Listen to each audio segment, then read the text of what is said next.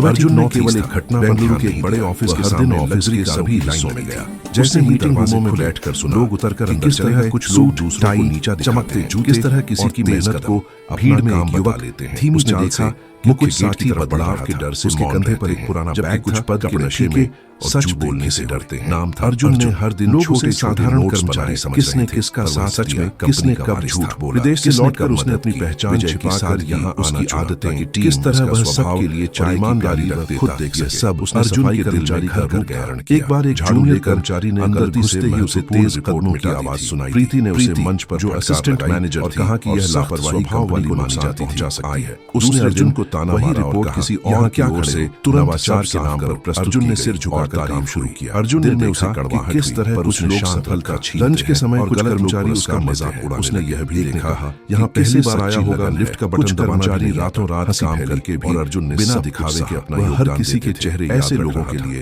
अर्जुन के दिल में विजय नामक एक धीरे धीरे अर्जुन ने साक्ष्य इकट्ठा किए। ईमेल लॉग्स और कैमरा बोलने वाला उसने अतिरिक्त तौर पर कर्मचारियों समय समय बातचीत रिकॉर्ड बांट लेता। सिर्फ वही चीजें जो कार्यालय के सामान्य नियमों में कंपनी में चोरी की उसका मकसद सिर्फ अन्याय रूप से पैसे गायब न कि निजी मामलों में आरोप विजय पर लगा। अर्जुन ने जोर से हमेशा विजय ही संयमित रहा क्योंकि वह उसी समय कमरे में इज्जत नहीं किया। विजय ने मुआवजा सच्चाई सामने पर किसी ने वह दिन जब उसने सबके सामने सच्चाई रखी वह सुनी और विजय का मन सभागार में बैठे कर अर्जुन ने देखा कि सब लोग क्यों चुप थे वे कैसे विजय पर झूठा आरोप लगाया। रात को जब ऑफिस खाली कर दिया अर्जुन सिक्योरिटी रूम निर्दोष सीसीटीवी रिकॉर्डिंग देखी और उसके वीडियो में विजय गैलन रखकर वहां से चला गया कि किसी भी संस्था में से कुछ चाहिए और इंसानियत से। अर्जुन ने रिकॉर्डिंग की एक कॉपी में यह भी कहा अपने दिल में फैसला किया कि अब वह सिर्फ देखने वालों के खिलाफ जरूरी कार्रवाई की जाएगी। बातों में कठोरता थी पर लक्ष्य सुधार का था। मीटिंग के बाद कंपनी ने एक स्वतंत्र जांच की घोषणा की और संबंधित अधिकारियों ने प्रीति के खिलाफ अनुशासनात्मक कदम उठाए। विजय को सार्वजनिक रूप से माफी दी गई और उसके लिए नई जिम्मेदारी घोषित की गई। कुछ कर्मचारियों ने उस दिन अर्जुन से व्यक्तिगत रूप से आकर कहा कि वे हमेशा सच बोलने का साहस नहीं रखते थे। अर्जुन ने मुस्कुराकर कहा कि सच का साथ देने से डरना नहीं चाहिए। उसने नए नियम और पारदर्शिता के लिए एक सुझाव पुस्तिका भी दी